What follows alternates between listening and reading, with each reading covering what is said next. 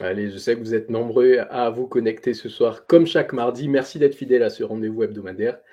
Ce mardi, on est sur notre format préféré, les focus actualités technologiques que vous connaissez. Et ce mois-ci, on est à l'épisode 10. Vous savez quoi? Ça fait pile 1 an que je fais ce format-là. Donc avec vous, on va aussi faire profiter pour faire un petit bilan rétrospective, les statistiques, qu'est-ce qu'il y a d'intéressant là, par rapport aux 12 derniers mois d'actualité. On va regarder ça ensemble. Mais avant de démarrer, je vous montre rapidement, hein, pour ceux qui ne savent pas, qu'il y a une section playlist sur la chaîne où vous pouvez retrouver toutes les éditions précédentes des actualités mensuelles. Ça vous donne une base en fait de ce qui est en train de se passer dans le monde de l'Internet des objets industriels, l'industrie 4.0, tout ce qui est automatisation, digitalisation. Donc, n'hésitez pas à aller regarder. Vous avez comme d'habitude le lien dans la description.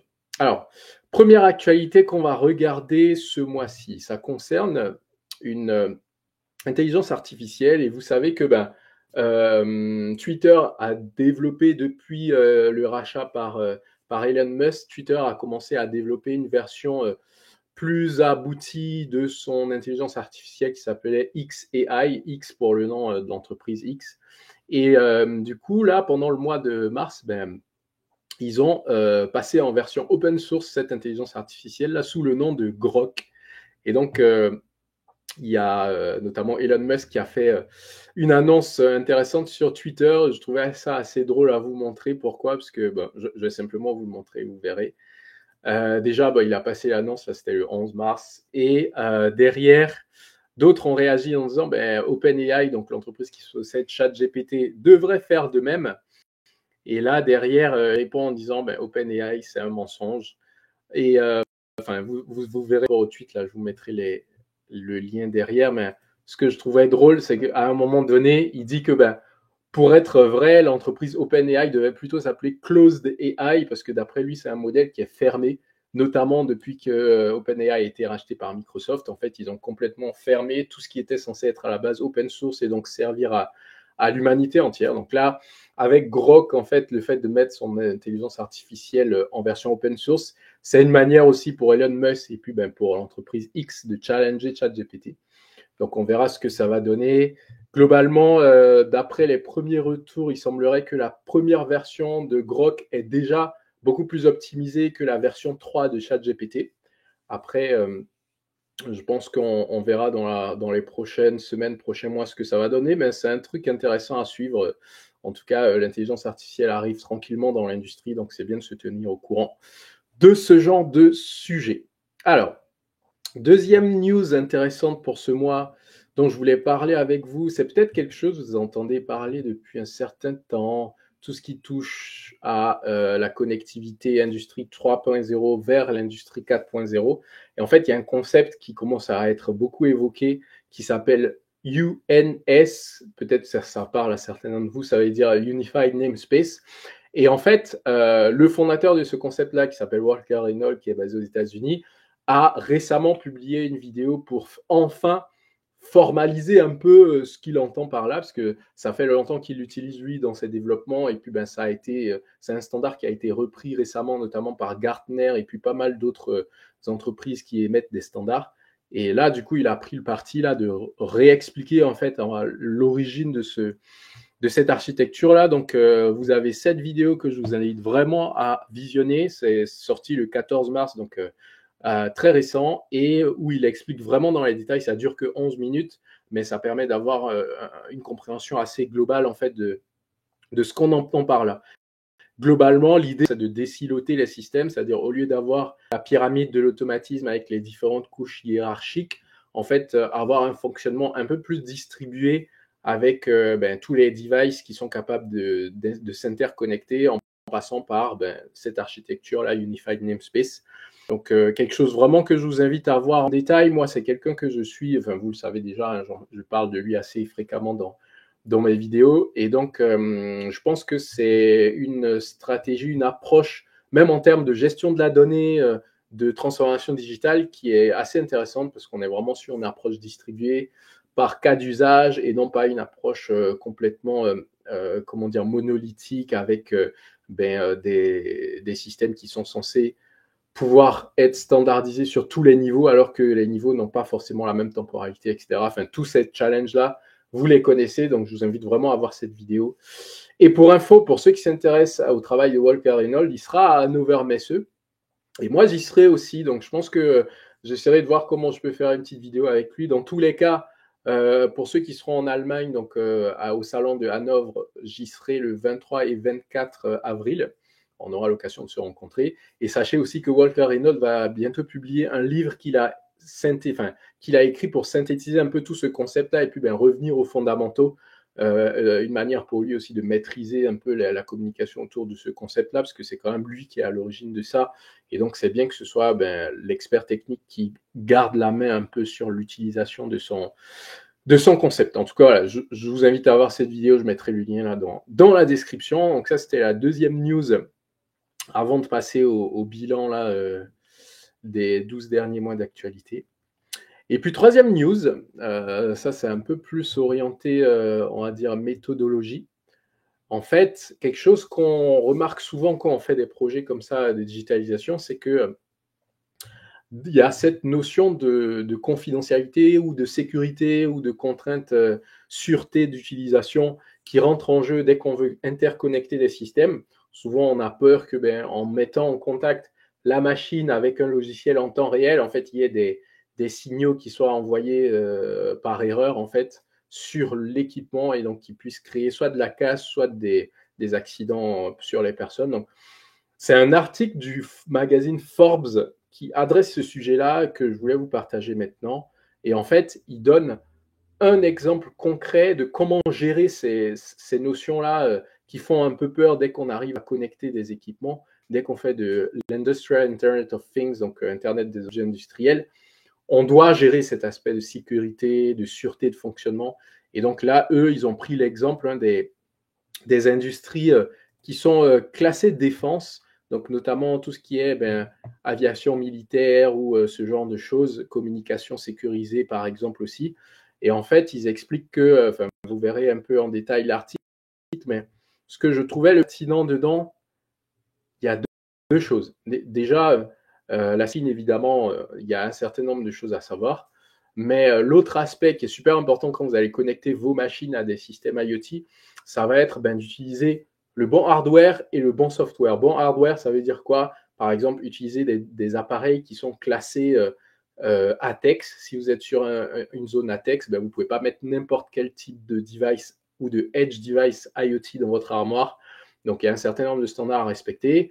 Pareil, si vous utilisez du logiciel, il y a de la cybersécurité à respecter. Donc, bien s'assurer qu'on est en train de déployer des technologies qui sont conformes à ces différentes exigences-là. Comme ça, une fois que vous avez fait les bons choix à la fois hardware et software, vous pouvez être sûr que votre déploiement IoT, il n'aura pas d'impact. En tout cas, ce sera beaucoup plus aisé de le justifier auprès de votre client. Donc, c'est bien d'avoir cette méthode-là en tête, même si on n'est pas sur des industries de type classifié ou bien secret défense, parce que ça va mettre en fait les bonnes habitudes en place. Et puis, même si ça représente un coût, une énergie supplémentaire d'avoir cette exigence, c'est aussi bien pour vous, parce que au cas où il y a des problèmes, au moins vous avez déjà prévu un peu comment réagir. Donc voilà ce que je voulais vous partager en termes de déploiement IoT, super important de sécuriser à la fois son hardware et son software. Et c'est bien qu'on termine avec ces deux mots-là, hardware, software, parce que justement, je voulais me baser sur ça pour faire le bilan de nos 12 derniers mois de rétrospective sur les technologies industrielles.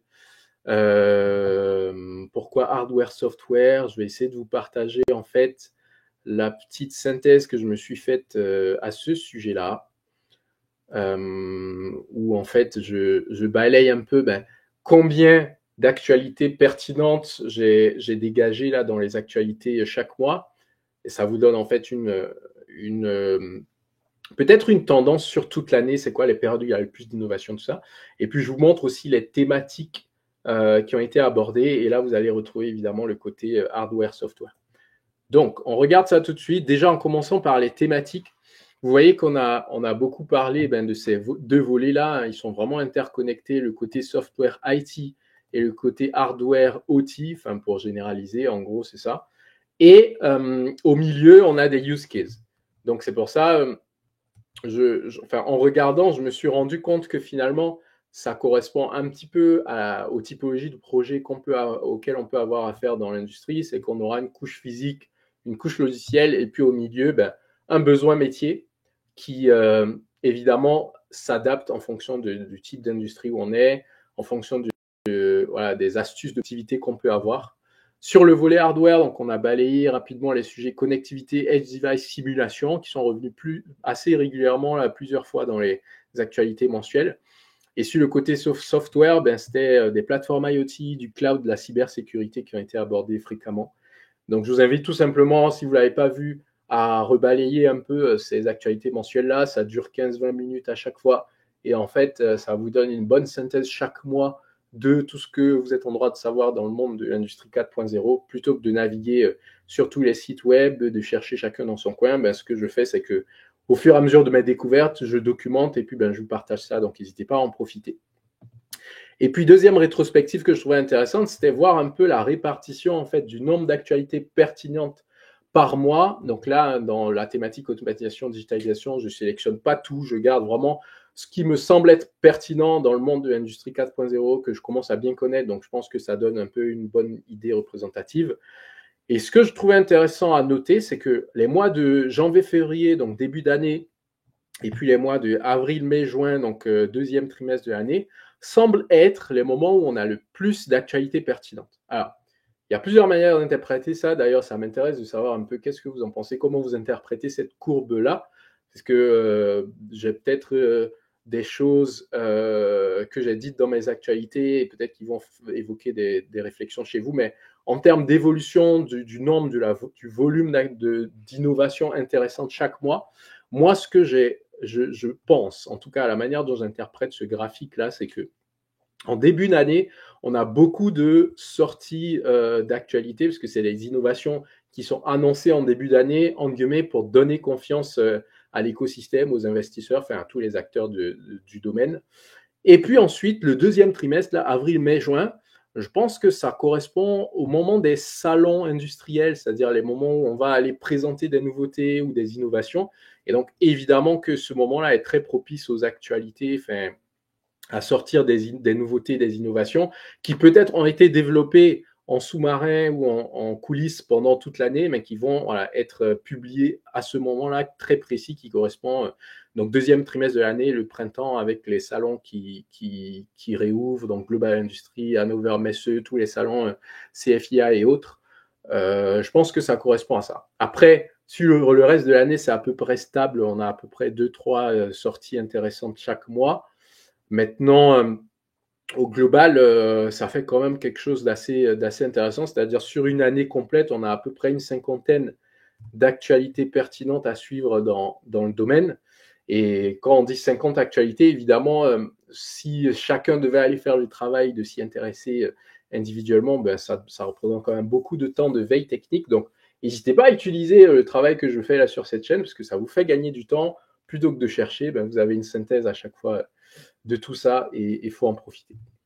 Donc voilà un peu l'analyse que je voulais partager avec vous là en termes de rétrospective sur les 12 derniers mois d'actualité. Enfin, au total, il y a eu 10 épisodes, même parce que juillet-août, j'ai combiné ça en un épisode vu que c'était l'été. Et puis septembre-octobre, pareil, parce que c'est la rentrée, donc des moments où il y a peut-être un peu moins de nouveautés. Mais globalement, j'espère que vous avez aimé ce format là, sur les 12 derniers mois. N'hésitez pas à me dire en commentaire si vous voulez qu'on continue, quelles idées vous avez peut-être pour qu'on fasse évoluer le format. En tout cas, il y a plein de possibilités. Moi, en tout cas, c'est avec plaisir que je fais cette synthèse chaque mois parce que ça me permet aussi, moi, d'avoir une petite bibliothèque de connaissances qui est alimentée au fur et à mesure. Donc, tant qu'à faire, autant la partager à tous ceux qui s'y intéressent. On se retrouve donc mardi prochain et puis je vous dis à très bientôt.